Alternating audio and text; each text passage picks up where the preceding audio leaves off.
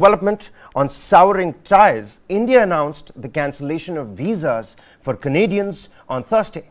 This action came after India issued an advisory urging its citizens to exercise caution. Meanwhile, Canadian Prime Minister Justin Trudeau, addressing the media, stated that Canada is seeking answers from India and is hopeful for cooperation. However, Canada has declined to share evidence related to Trudeau's quote-unquote credible allegations.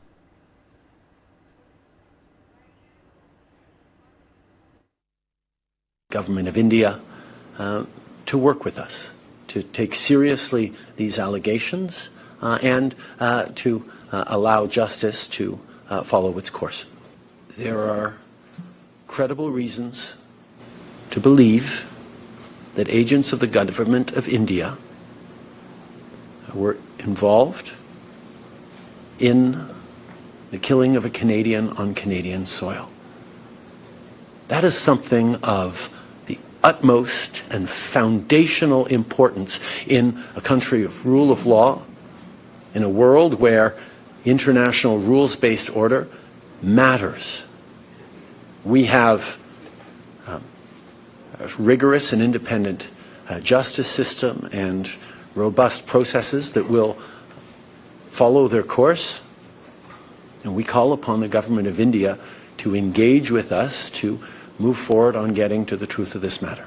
As a country of the rule of law, we have an obligation to ensure that those processes unfold in a rigorous and independent manner, and that is what we are ensuring. At the same time, we are ensuring that Canadians stay protected and that we stand up for the international rules-based order. That is something that we are doing, and it's something we are doing alongside our allies. We're standing up for the rules-based order. We're standing up for the rule of law.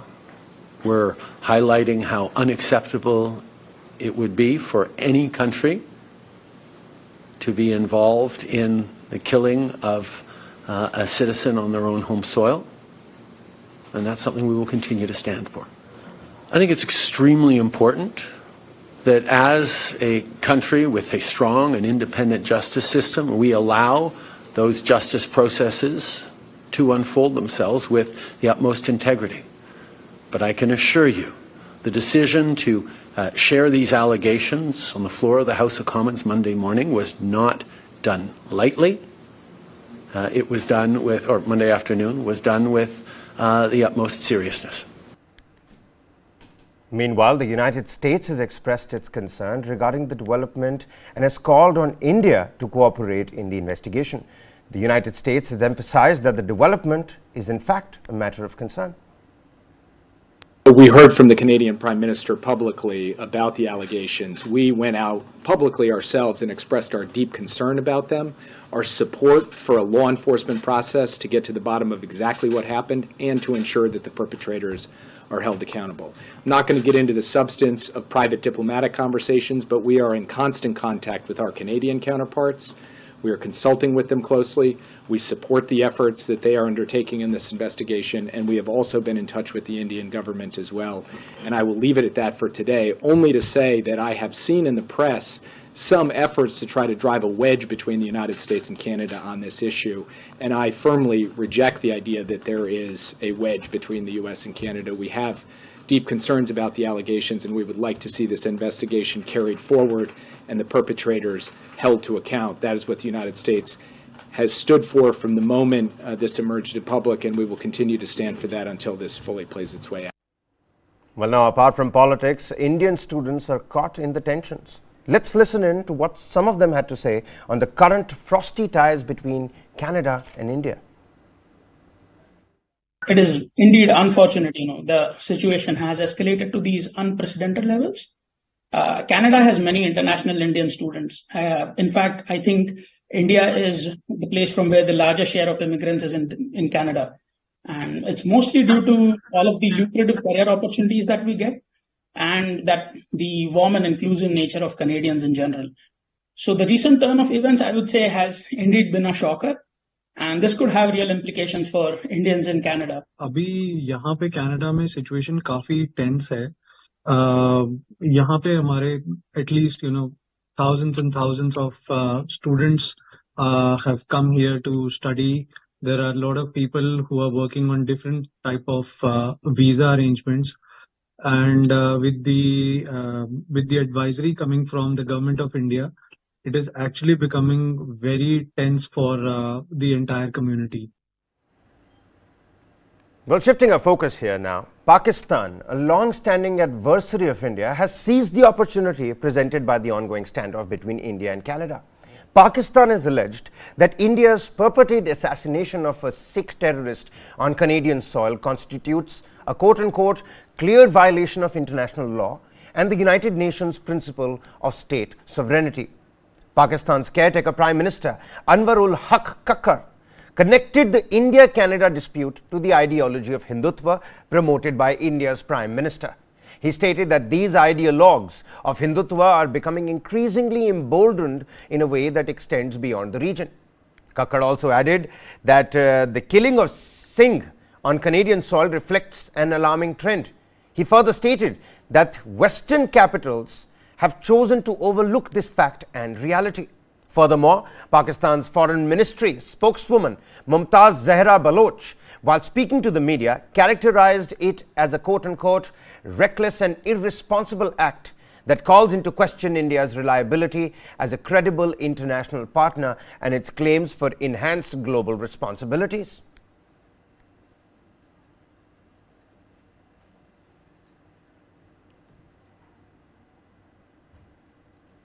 Meanwhile, away from the India-Canada tussle, Ukraine President Volodymyr Zelensky, he is in the United States and is trying to woo US lawmakers for more aid in his country's efforts to fight the Russian invasion.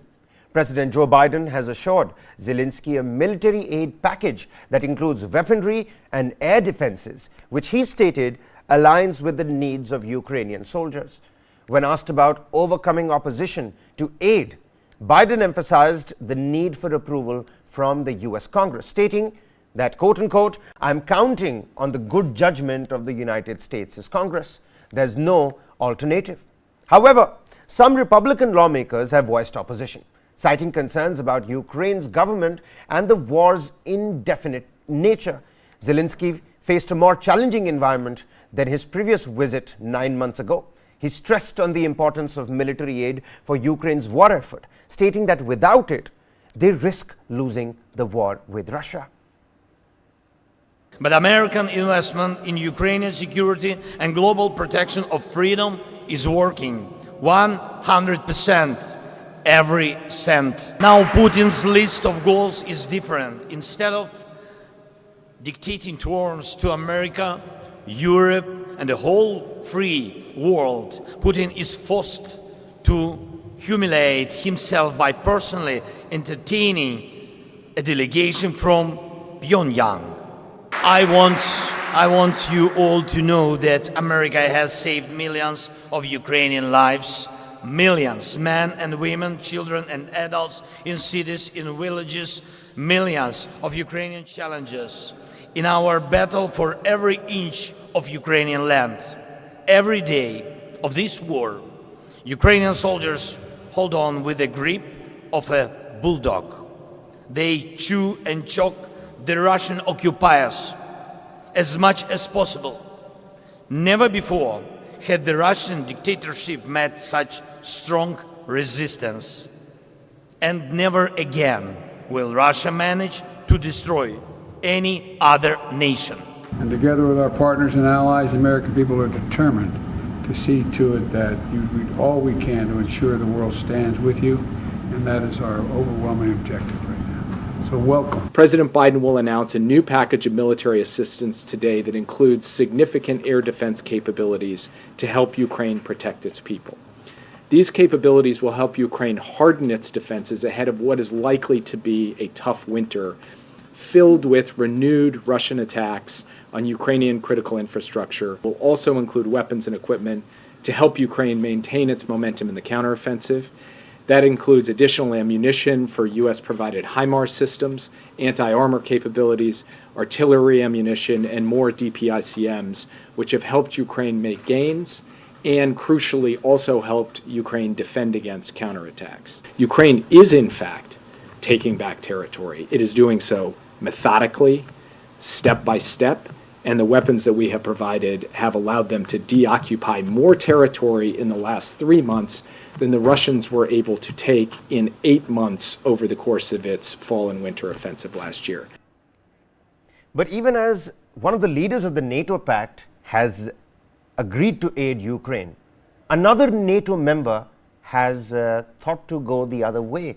Poland has decided to stop its sale of arms to Ukraine. The move comes as the country's relations soured over Ukraine grain exports. Poland, which had been one of the staunchest of allies of Ukraine's war against Russia, has seen its relations with the country sour over the course of the war. Now, Poland said that it was focusing on building up its own stocks of weapons. Polish Prime Minister Mateusz Morawiecki will be facing national elections soon as well. Poland holds parliamentary elections on the 15th of October, and the ruling Nationalist Law and Justice Party has come in for criticism from the far right over what it calls government's subservient attitude towards Ukraine. Morawiecki's words come after Poland summoned the Ukrainian ambassador to the foreign ministry to protest against comments made by the president, Volodymyr Zelensky, following Poland's decision to extend the grain ban. Now, during the course of the war, Poland has supplied hundreds of Soviet-era tanks and 14 MiG-29 fighter jets to Ukraine as well. It has served as a major transit hub for weapons from other Western nations as well, and provided its military bases for training Ukrainian servicemen. It has also spent billions of euros on other forms of aid, from the construction of temporary houses for refugees to donating medical supplies and power generators as well. Well, not anymore, because Poland says it's going to stop sending its weapons to aid Ukraine's war against Russia. Meanwhile, ladies and gentlemen, moving on, the Election Commission of Pakistan has officially announced that the general elections in the country will be held in the last week of January, early next year. Initially scheduled for October of the current year, the elections were postponed to January of the following year due to the early departure of Shehbaz Sharif government and the ongoing census activities in the country. Reports indicate that the final list of constituencies will be published on November 30th. The election process is planned to span 54 days, with voting set to occur during the final week of January in 2024. Following the resignation of the Shehbaz Sharif-led coalition just before completing its tenure, a caretaker government was established in Pakistan in August of this year. Meanwhile, ladies and gentlemen, shifting our focus here, emergency services cleared debris from damaged buildings in Kharkiv in Ukraine after a Russian missile barrage targeted civilian infrastructure. Kharkiv's mayor, Igor Terekhov, said 2 people were hospitalized as a result of the morning shelling of the eastern city, which is close to the Russian border. He said that there were at least 6 strikes that were reported in the city.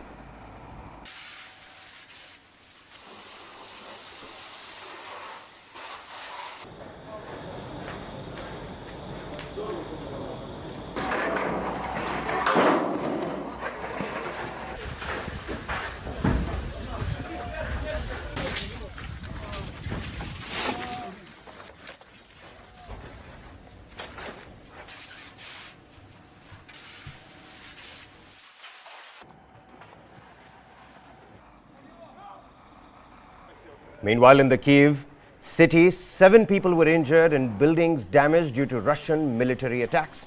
Ukraine said its air defense systems had shot down 3 dozen Russian cruise missiles overnight in Moscow's latest barrage, which has caused deaths and injuries across the country. Residents of Kherson faced deadly Russian shelling as well. A man was killed on the 3rd floor of an apartment while a woman ran for shelter during the pandemonium. 3 people were killed in the attacks on the residential buildings, with more people dying and more even wounded in the region due to the latest attack of Russian missile barrage. Russian missiles pounded cities across Ukraine early on Thursday morning as well. According to Ukrainian authorities, the fire started killing at least 2 people and trapping others under the rubble. The early morning missile attack was Russia's largest in over a month and came just a day after reports of a sabotage at a Russian military airfield in Chakhalskovsk near Moscow.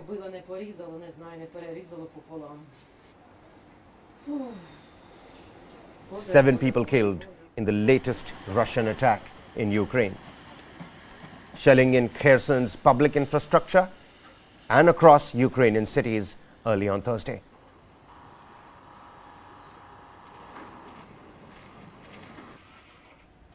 Buildings damaged, rescue operations underway as many more people feared to be trapped under rubble.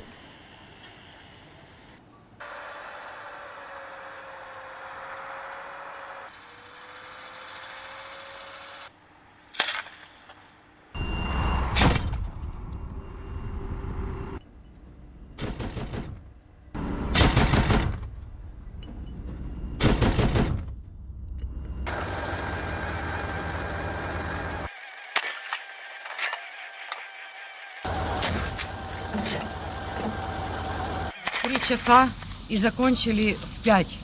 Перерыв был, но это 3-4 минуты. Представляете? На этаже живут старики по 80, по 84 года. Все старики. На 3-м этаже вот убили парня, как кричала женщина. Свет потух, все в крови. Там, ой, там сколько кровища было, страшно. Люди раненые. Мого мужа ранило, в больницу забрали. 6 раненых у нас, да? 2 мертвых, 29 лет и 40 лет.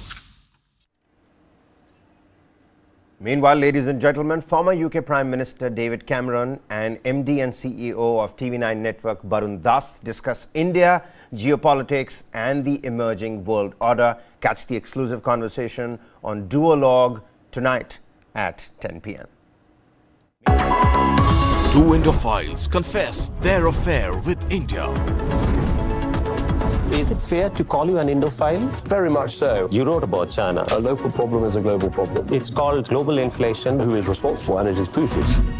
Duologue with Barun Das, featuring David Cameron. World premiere on Connected TV. Tonight at 10. Only on News9 Live. India's first and only digital exclusive English news stream for Connected TV. Supported by Alliance Broadband. Meanwhile, folks, in other international news, take a look at this next one. Representatives from Western nations are making their way to India, known for its significant role in the cutting and polishing of rare gems, diamonds, which constitutes 90% of the world's production. They are gathering to discuss the potential ramifications of G7 restrictions on imports of rough Russian diamonds. Now, this move comes as the G7 countries that are actively working on a tracking system aimed at blocking the import of stones mined in Russia, the world's largest producer of rough gems. The success of this plan, which could significantly reshape the global diamond supply chain, hinges greatly on India. This South Asian nation plays a crucial role in the diamond industry, employing millions of people in its workforce. The visiting representatives will assess various aspects of implementation during their trip to India. Belgium, despite not being part of the G7, but a member of the European Union, is also closely monitoring the situation. Belgium's historic city of Antwerp serves as the world's foremost diamond trading hub. Officials in Belgium anticipate the G7 to announce the ban on Russian diamond imports in the coming weeks. This move is seen as part of a broader strategy to increase pressure on Russia and curtail its capacity to finance the ongoing conflict in Ukraine.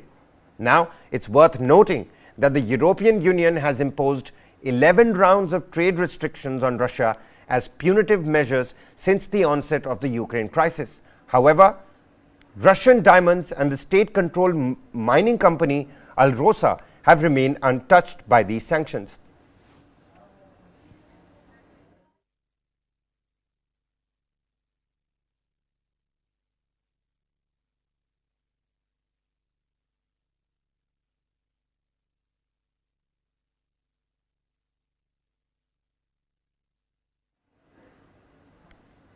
Well, now, why they are untouched by these sanctions is partly due to Belgium's resistance. Belgium has argued that any EU ban on Russian diamond imports must gain widespread global support, as a unilateral decision could lead to the rerouting of trade away from Antwerp. Poland, a prominent critic of Russia, has recently called for EU sanctions on Russian diamonds, emphasizing that such sanctions could significantly impact Russia's revenue. Russian diamond sales generated over $4.5 billion in 2022, with the EU accounting for approximately $1.5 billion of these purchases.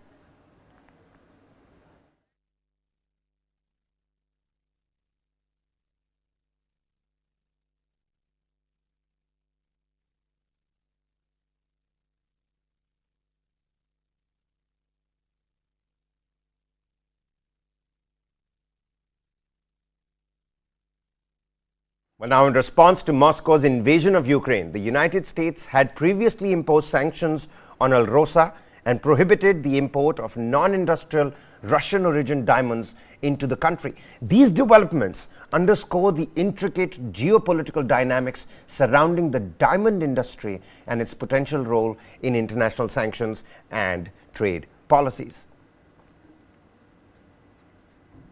Well, shifting our focus here, ladies and gentlemen, after gruesome visuals of people with lacerations and burns to their bodies and faces being treated by medical staff, at least 5 people killed and dozens others injured in a so-called quote-unquote anti-terrorist operation launched by Azerbaijan in the breakaway region of Nagorno-Karabakh. Azerbaijan and ethnic Armenians have declared a ceasefire 24 hours after the military offensive. Under the agreement, ethnic Armenian forces in Nagorno-Karabakh will be disbanded and completely disarmed.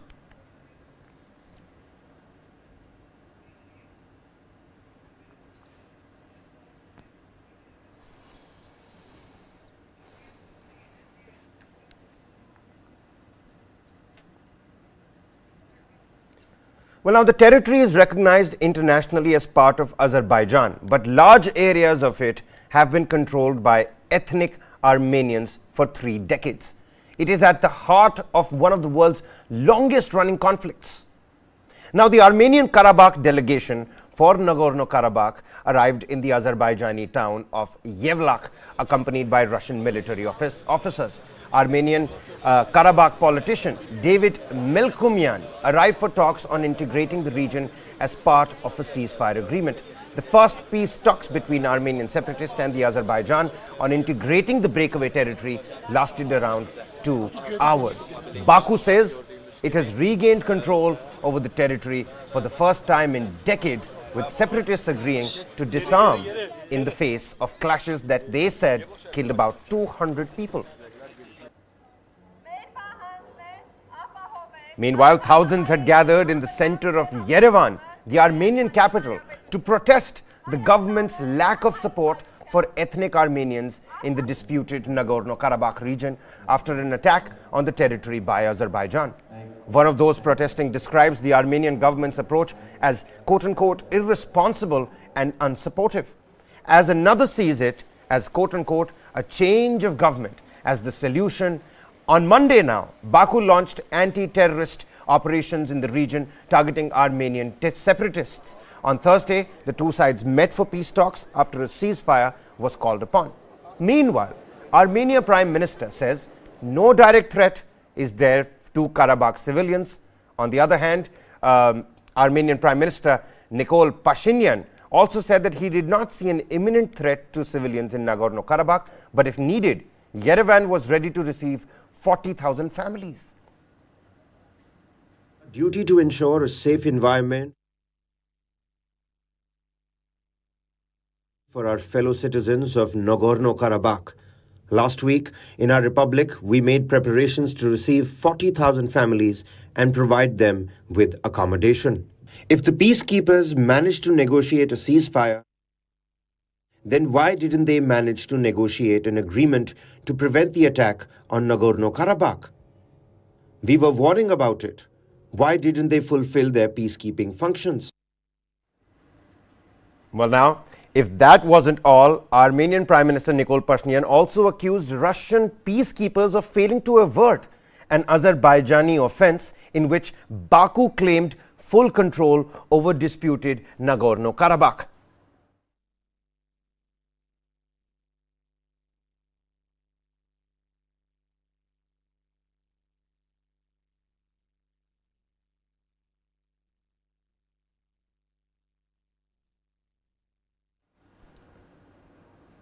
Well, now, meanwhile, the territory that is disputed lies in the mountainous South Caucasus region of Eastern Europe and Asia between the Black Sea and the Caspian Sea.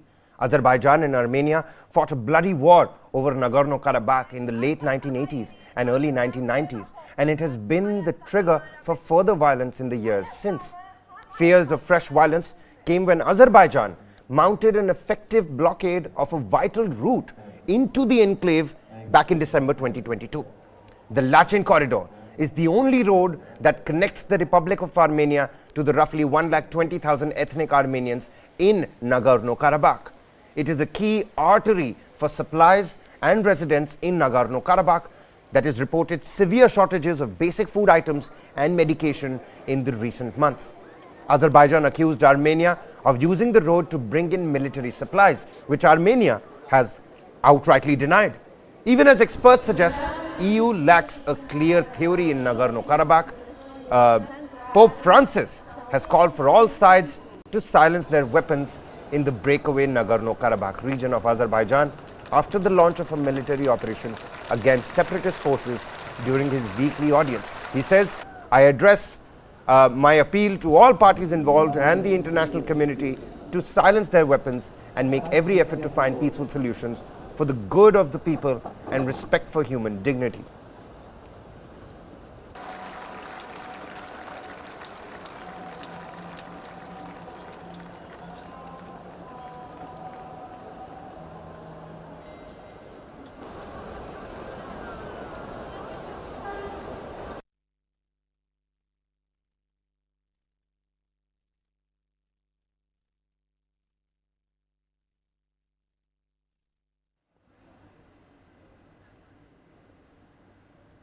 Ladies and gentlemen, from Azerbaijan and Armenia, let's shift our focus to what's happening between China and Taiwan.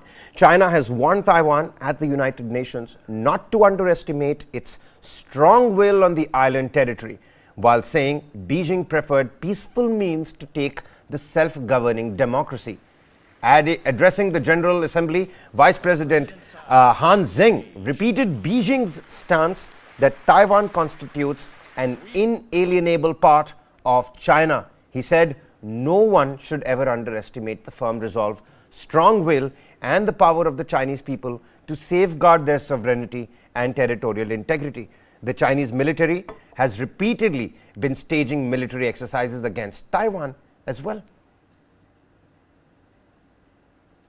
And well, shifting our focus here, ladies and gents, the King and Queen of Britain embarked on their rescheduled state visit to France, happening 6 months later than originally planned due to protests that escalated into a civil unrest. Their 3-day itinerary mirrored the one intended for March and aimed to rejuvenate relations between the two nations after the turbulence of the Brexit. The visit featured grandeur and formal ceremonies. Take a look at that, including engagements at iconic locations like the Arc de Triomphe and the Élysée Palace and the Palace of Versailles as well. Now, during the trip, the King made history by becoming the first British monarch to address the Senate directly. Officials from the Foreign Office emphasized that this visit would strengthen the already significant relationship between Britain and France.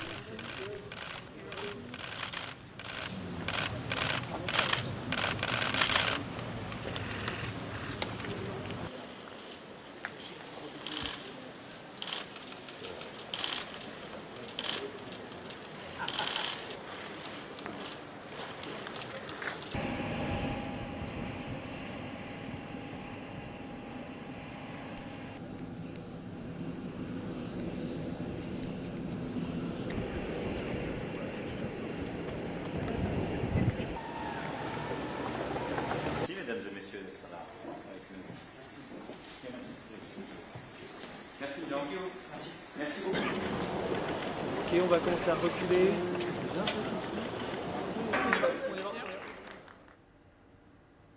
Well, now moving on, and in a landmark decision, Brazil's Supreme Court has ruled in favor of indigenous rights, specifically addressing the constitutionality of imposing a time limit for asserting claims to ancestral land. 9 out of the 11 justices on the court voted to reject the Marco Temporal or time frame argument. This legal policy, supported by businesses and farmers seeking to access indigenous land, would have required indigenous groups to prove their presence on the land in question in 1988. Now, the Supreme Court's decision was celebrated as a victory by the indigenous groups, as they have been forcibly displaced from their territories by settlers and business interests. These are visuals of the victory celebrations that you can see on your screens, ladies and gentlemen. It's important to note here that this particular legal policy that was supported by businesses and farmers that sought access to indigenous land would have required indigenous groups to prove their presence on the land in question in the year 1988. Now, the Supreme Court's decision was celebrated, and the victory visuals you can see on your screens by the indigenous groups, as they have been forcibly displaced, the ordeals and the plights are far and plenty. Meanwhile, from Brazil, shifting our focus to Libya. Latest visuals from flood-hit Libya, ladies and gentlemen. They've revealed a devastating scene from the city of Derna. The coastline is strewn with rubble and debris. The tragedy continues as bodies remain trapped beneath collapsed buildings and piles of mud that are gradually turning into choking dust.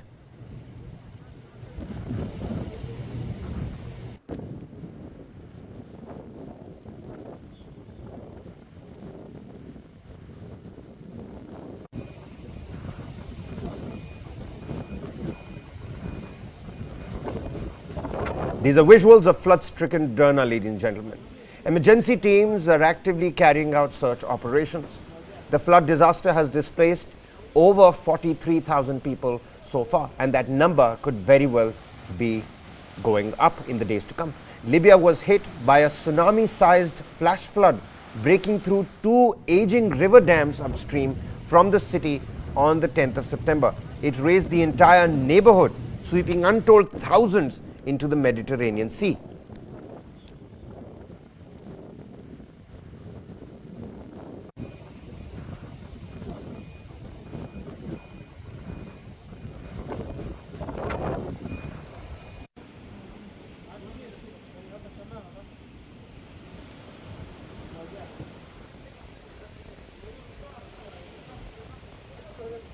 Thousand people displaced so far. Bodies are still being dug out of the rubble and the debris. In Derna, you saw tsunami-sized flash floods because of the collapse of dams and public infrastructure as well. Buildings crumbling down, bridges completely collapsing, and life, well, let's not even begin.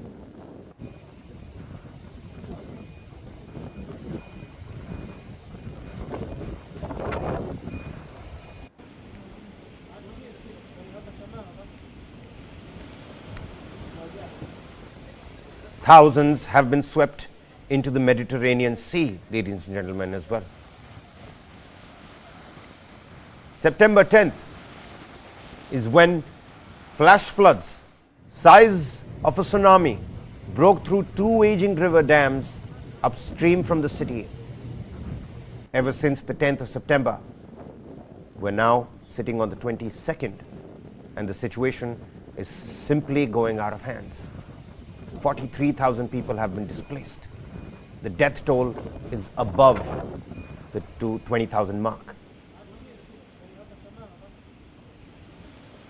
Libya floods as the Derna city runs into ruins. Drone visuals of the shoreline, of the coastline that you can see completely strewn. Rescue operations currently underway, even as aid, relief, and ration is running out. Lots of international aid that is continuing to come in great numbers, but is that going to be enough, is what people are asking.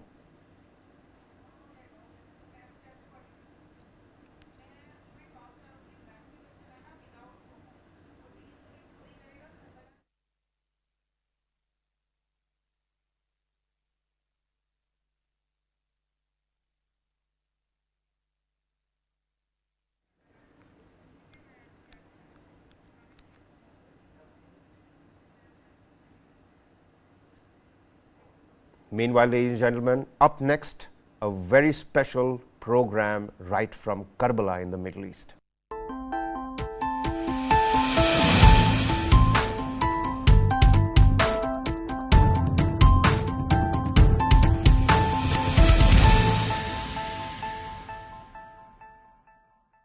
मैं इस वक्त Iraq के Karbala शहर में मौजूद हूँ। Iraq का Karbala शहर, जिसके बारे में सुना शायद हो आपने बहुत बार, जब भी आपने शिया समुदाय से जुड़े हुए, उनके मातम से जुड़े हुए, उनके तकलीफ़ से जुड़े हुए किसी भी बात को सुना होगा तो आपने करबला शहर का जिक्र ज़रूर सुना होगा। तो करबला शहर की सिग्निफ़िकेंस शियाओं के लिए बहुत ज़्यादा है, लेकिन इस शहर की सिग्निफ़िकेंस पूरी दुनिया के लिए, समाज के लिए क्या है, और यहाँ क्यों इस वक्त बड़ी तादाद में सिर्फ शिया ही नहीं, पूरी दुनिया से बहुत तमाम लोग जो आए हैं, इकट्ठा हुए हैं, हज़ारों लाखों की संख्या में, वो क्यों इकट्ठा हुए हैं, आज वो आपको बताने की मैं कोशिश करूँगी।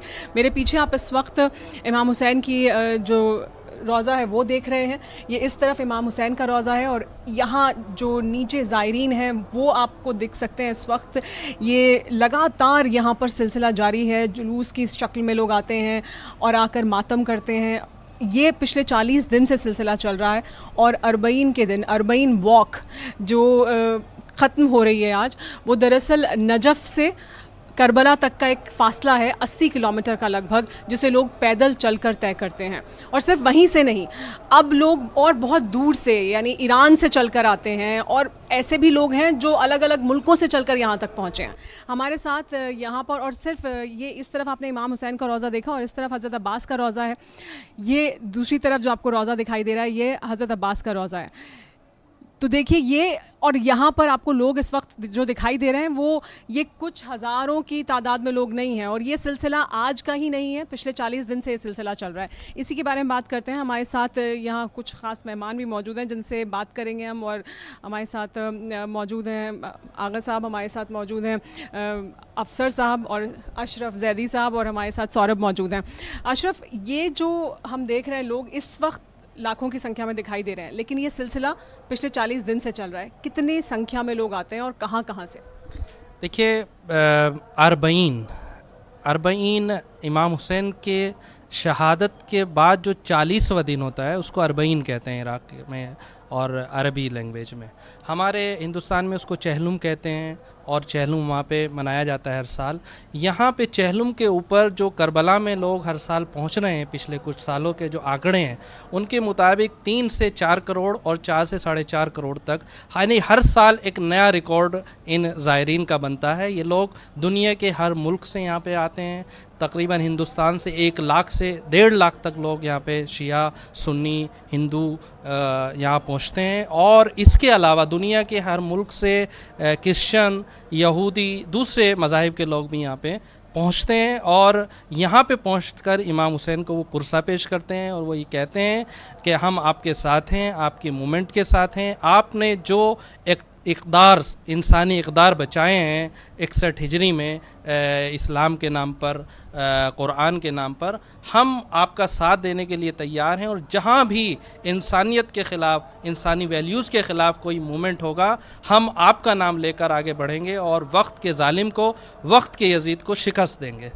एक बहुत एक सिग्निफिकेंट ऑल परवेसिव एक जो इमोशन दिखाई देता है, क्योंकि हम नजफ़ से सफ़र कर कर तय कर कर यहाँ तक पहुँचे, वो ये कि सर्विस, आप कैसे अपने आप को तकलीफ़ दे रहे हैं, लेकिन आप जो लोग पहुँच रहे हैं, ज़ायरीन जो हैं, उनको आप किसी तरह की तकलीफ़ नहीं होने देना चाहते। स्मरा, ये यहीं पहुँच के पता चलता है जिस तरीके से इराक़ की आम जनता, गरीब, पैसे वाला, जिसके पास कुछ नहीं है, घर से थोड़ा सा पका के ले आती है, वो भी बांट रही है अपना सामान। और फिर उसके अलावा ये है कि बेस्ट फूड यहाँ पे आपको मिल जाएगा, बिस्लरी वाटर लोगों को पिला रहे हैं। फिर उसके अलावा ये भी, और गौरतलब बात ये है कि गवर्नमेंट का इसमें, इराक़ी गवर्नमेंट का कोई रोल नहीं है। सड़कें भी तक उन्हीं ठीक से नहीं बनाई, बल्कि इस बात का इन्हें गुस्सा भी है यहाँ के लोगों को कि कम से कम बिजली ईरान से आ रही है, पानी यहाँ पे है नहीं, फिल्टर्ड वाटर ईरान से आ रहा है, खाने का बहुत सा सामान आपने देखा वो भी ईरान से। फिर उसके अलावा ये भी है कि यहाँ पे जो लोग हैं, जिस साल भर पैसा इकट्ठा करते हैं, फिर जमाते हैं और देते हैं। कुछ यूनियंस हैं हिंदुस्तान से के कई मौक़िफ़, यहाँ पे आपको 4 मौक़िफ़ आपको नज़र आएंगे। उसके अलावा और बहुत से लोग हैं, सड़कों पे बच्चे, कुछ नहीं तो किसी जिसके पास कुछ नहीं है तो वो क्या कहते हैं, पानी पिला रहा है, कोई आदमी जो स्नैक्स खिला रहा है आपको, बड़े हाई क्वालिटी फूड आपको यहाँ पे मिल रहा है फ्री। और वो इंसिस्ट करते हैं कि नहीं आप आए खाएं, आप बैठिए यहाँ पे आराम करें। अब जो वो है ना कि नहीं हम चाहते हैं कि हम आपकी सेवा करें, वो एक जो भावना है बहुत ही ज़बरदस्त है साहब। पैर सूज जाता है लोगों का तो उसको दबाते हैं, गर्म पानी का इंतज़ाम है घरों में या मौक़िफ़ों में, तो ये एक बड़ी ब्रदरहुड। शाम के वक्त लोग बाहर निकल आते हैं अपने घर में कि आप यहाँ आकर सो जाएं, आराम कर लें, मतलब अपने घर खोल रखे हैं लोगों ने, अपने दुकानें खोल दी। इतनी बड़ी तादाद में है, 3.5 करोड़ के करीब आते हैं पूरे 10 दिन के अंदर। होटलों में तो पॉसिबल ही नहीं, सड़क के किनारे टेंट्स लगे हैं, उसके अंदर सो रहे हैं, घर सारे भरे हुए हैं। देखिए ये एक बहुत इम्पॉर्टेंट मैसेज है कि हम जो एक आइडियोलॉजी थी इमाम हुसैन की, जिसको बहुत सप्रेस किया दाइश ने और इस किस्म के मिलिटेंट टेररिस्ट ऑर्गेनाइजेशन ने, जिनका मज़हब से कोई लेना देना नहीं है, इस्लाम से कोई लेना देना नहीं है। यहाँ के लोगों ने, कितने लोगों ने कुर्बानी दी, आपने देखा सड़क के पोल्स के ऊपर उनके शोहदा जो हैं उनकी तस्वीरें लेकर भी आते हैं, यंग बच्चों की तस्वीरें लगी हुई हैं जो मरे हैं, उसको बचाया है। तो ये उनकी सॉलिडारिटी में तमाम से आ रहे हैं और ये कह रहे हैं कि हम तुम्हारे साथ हैं, और इमाम हुसैन का मैसेज ले जाके वो दूसरी जगह अपने मुल्कों में अपनी। सौरभ भी हमारे साथ मौजूद है। सौरभ, एक बहुत अहम बात ये कि ये आ रहे हैं लोग और ज़्यादातर लोगों का ये कहना है कि एक रिसर्जेंस भी है क्योंकि उन पर पाबंदी थी और वो पाबंदी ख़त्म होने के बाद और बड़ी तादाद में, और वो ये करना चाहते थे जो नहीं कर पाए सालों तक। जी आप देखें, अगर ये पेंट अप एक्सप्रेशन इसको आप कह सकते हैं कि इतने सालों से जब आपको जो चीज़ आपके सबसे अजीज़ हो वहाँ पर आप आके और आप एक तरीके से ना उसको छू सकते हैं ना उसको देख सकते हैं। अभी आप जो ये कंस्ट्रक्शन देख रहे हैं ये तो बहुत बड़ा देख रहे हैं। सद्दाम के ज़माने में यहाँ पे बिल्कुल ही कुछ नहीं था और कोशिश ये होती थी कि इसको बिल्कुल जो है विजुअलाइज ना हो, यानी दुनिया में इसको नज़र ना आए, इनको इनविजिबल कर दिया जाए, और उसमें उसने 35 साल लगाए। तो जब से वो रजीम कोलैप्स हुई है उसके बाद से अगर आप देखें तो ये जो पेंट अप एक्सप्रेशन इतने सालों का जो दबा हुआ था वो एक्सप्रेशन आपको यहाँ पे दिखेगा। लोग मातम करते दिखेंगे आपको। ये बहुत ही इमोशनल जर्नी है लोगों के लिए। बता रहे थे कि बहुत कम तादाद में चोरी आप जंगलों से होते हुए, नहरों को पार करते हुए पहुँच पाते थे लोग और कर पाते थे। अभी उनको पता है कि हम सब पहुँच सकते हैं। और बस आप इससे अंदाज़ा लगा लें कि अगर आज 3.5 करोड़ लोग आ रहे हैं और उस ज़माने में एक साल में 100 लोग को भी ये मौका नहीं मिल पाता था कि वो जा सके, तो आप बस इससे अंदाज़ा लगा लें कॉन्ट्रास्ट का कि किस किस्म का यहाँ पे पेंट अप वो एक कह सकते हैं इमोशन जो है वो लोगों में था। और देखिए ये जो तस्वीरें आप देख रहे हैं इसके बारे में भी मैं चाहूँगी कि अशरफ हमें बताएं कि ये जो लगातार हम जो मातम हो रहा है यहाँ पर, ये लगातार एक बड़े बड़े जत्थे आते हैं और फिर वो आगे बढ़ते जाते हैं। कितने तादाद में लोग आते हैं और क्या करते हैं? स्मेल जी देखिए, इमाम हुसैन ने असर आशूर 10 मुहर्रम 61 हिजरी में एक आवाज़ दी थी, हल मिन नासिर यंसुरना। ये अरबिक ज़बान में उन्होंने आवाज़ दी थी अपनी मदद के लिए। तो ये जो मातम करते हुए, अपने सनों को पीटते हुए, अपने सीनों को ज़ख्मी करते हुए यहाँ पे आ रहे हैं 3-4 करोड़ लोग, वो यही कहते हुए आ रहे हैं कि हुसैन हम आपके लिए आज तैयार हैं, आपके उस हदफ के लिए, आपके मकसद के लिए हम आमादा हैं, अपनी जान कुर्बान करने के लिए तैयार हैं। इसीलिए जब कोई बच्चा, बूढ़ा, जवान शख्स इमाम हुसैन के इस टॉम्ब को देखता है तो वो 2 किलोमीटर 3 किलोमीटर पहले से ही उसकी जो हालत होती है वो बदल जाती है। उसकी आंखों से उसकी आंखें अश्कबार हो जाती हैं, वो अपने को मुज़महिल सा महसूस करता है। वो शख्स जो 3 दिन से 80, 90 और 100 किलोमीटर या 500 किलोमीटर की दूरी इस तापमान में जितनी गर्मी अभी है, और वो जो हालात हैं, मतलब गर्मी के अलावा जो बहरहाल यहाँ की का एटमॉस्फेयर है, भीड़ है, स्पेस की कमी है, मतलब लोग इतने ज़्यादा हैं कि आम रास्ता और बहुत खुला हुआ रास्ते नहीं है। लोगों की भीड़ में चलना उसके लिए बहुत टफ है। बच्चों को अपने हिफाजत करना कि वो खो ना जाएं, उसके लिए एक बड़ा चैलेंज है। अपने बूढ़े बाप को, अपनी बूढ़ी माँ को रक्षा पे और मुख्तलिफ चेयर के ज़रिए लेके आना उसके लिए बड़ा चैलेंजिंग है। जब वो इमाम हुसैन को 3 दिन की, 5 दिन की या 10 दिन की इतनी सारी जहमतों के बाद इमाम हुसैन के श्राइन को देखता है और उसकी नज़रें हज़रत अब्बास के श्राइन के अपनी तकलीफ़ें कम लगती हैं, तो वो सब कुछ भूल जाता है। वो फिर इमाम हुसैन की उसी तकलीफ़ को याद करता है कि जो उन्होंने अपने बच्चों की कुर्बानी देकर, अपने घर वालों की और अपने अंसार और अपने दोस्तों और चाहने वालों की कुर्बानी देकर तकलीफ़ें बर्दाश्त की, उसको वो कुर्बानी याद आती है और उसके लिए वो गिरिया करता है। और हम देख रहे हैं कि परिवार, पूरे परिवार आते हैं, बड़े बूढ़े भी हैं, छोटे छोटे बच्चे भी हैं, मतलब कुछ महीनों के बच्चों को लेकर भी लोग आए हैं और हर कोई एक दूसरे के लिए आसानी पैदा करने की कोशिश करता है कि अगर आप आ रहे हैं बहुत सफ़र करके तो हम आपके लिए आसानी पैदा करें। देखिए, बस ब्रदरहुड की एक फीलिंग है। उसके लिए मैं ये कहना चाहता हूँ कि इराक़ी साल भर कमाता है और इन्हीं 10 दिन में कि वो खर्च करे, वो खर्च कर देता है आने वाले ज़ाहिर इमाम हुसैन के लिए। वो लोग इराक़ी अपने को इमाम हुसैन की उस वसीयत के मुताबिक ये प्रतिबद्ध समझता है कि मैं 3 दिन तक या 10 दिन तक मेज़बानी करूँगा, मेहमान नवाजी करूँगा हर इमाम के ज़ाहिर के लिए, चूँकि जो इमाम हुसैन ने उनसे वसीयत की थी। हर इराक़ी अपने को मेज़बान समझता है, अपने को यहाँ पे वो होस्ट करता है हर शख्स को, और यही वजह है कि यहाँ पे खाने वालों से ज़्यादा खिलाने वाले हैं, पानी पीने वालों से ज़्यादा पानी पिलाने वाले मौजूद हैं, और जो घरों के अंदर हर एक का घर खुला हुआ है और वो मसलन बहुत ज़र्रा नवाजी का मुजाहरा करता है। यहाँ पे नजफ से जब यहाँ तक पहुँचते हैं तो हर जगह थोड़ी देर पे मौक़िब हैं, थोड़ी देर पे मौक़िब बने हुए हैं जहाँ पे लोगों के लिए डॉक्टर की सुविधा, जहाँ पर आपके इलाज के लिए आपको कोई तकलीफ़ है, आपका मोबाइल खो गया, आपको घर फ़ोन करना है तो वो फ़ोन भी मतलब लगा के देंगे आपके घर बात कराने के लिए। तो हर तरह की सुविधा देने की कोशिश करते हैं सेल्फलेसली, वॉलंटरीली। जी, ये देखिए इराक़ियों की शराफत है, उनकी करामत है और दुनिया में इसकी कोई नज़ीर नहीं मिलती। दुनिया में हम इस आज की दुनिया जो सेल्फ नेस्ट है और इतनी ज़्यादा अपने आप को जी उस दुनिया में जहाँ पे हर कोई अपने मनफ़ात के लिए, अपने फ़ायदे के लिए दौड़ रहा है, हम जब इनकी इस करामत को देखते हैं, इनकी सखावत को देखते हैं, वो यकीनन हर शख्स हैरान और परेशान हो जाता है कि ये कौन सी दुनिया है, ये कौन सा समाज है कि जो अपने साल भर की कमाई को रोड पे लाके रख देता है कि जो कुछ मेरे घर में था, जो कुछ बेहतरीन बिस्तर जो था वो आपके लिए, बेहतरीन खाना आपके लिए, चाहे मेरे बच्चे खाएं या ना खाएं लेकिन आपको मैं बेहतरीन खाना खिलाऊंगा। बहुत बड़ी बात है। देखिए, ये आप जो देख रहे हैं, ये जो रोज़ा है, यहाँ पर जितने लोग आ रहे हैं उनके लिए खाने का इंतज़ाम, उनके रहने का इंतज़ाम, हर चीज़ मुफ्त है, हर सुविधा उनको देने की कोशिश की जाती है और ये सब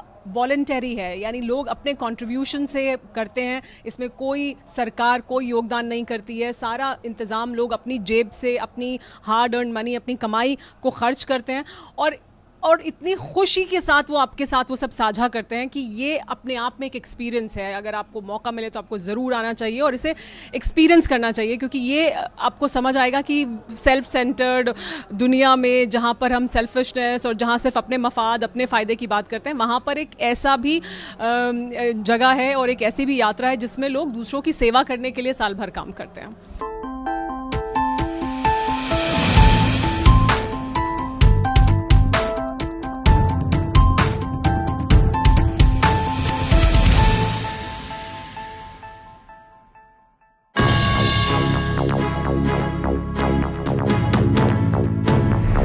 Do you have a very simple SOP? If you put filth at the mango tree's root, it becomes sweet mango. Spokesperson like Sania Mirza written about more than the women's cricketer. Journalist for some reason doesn't like an athlete. The narrative is very different. So why have people been so much enticed to come and take over your businesses? लड़की सुंदर होती है तो उसके पीछे बहुत लड़के आते हैं. To us normal people, the doctor is somewhere in between us and the God. When a patient's mother touches my feet, begging to save her child's life, I don't feel empowered. I feel humiliated.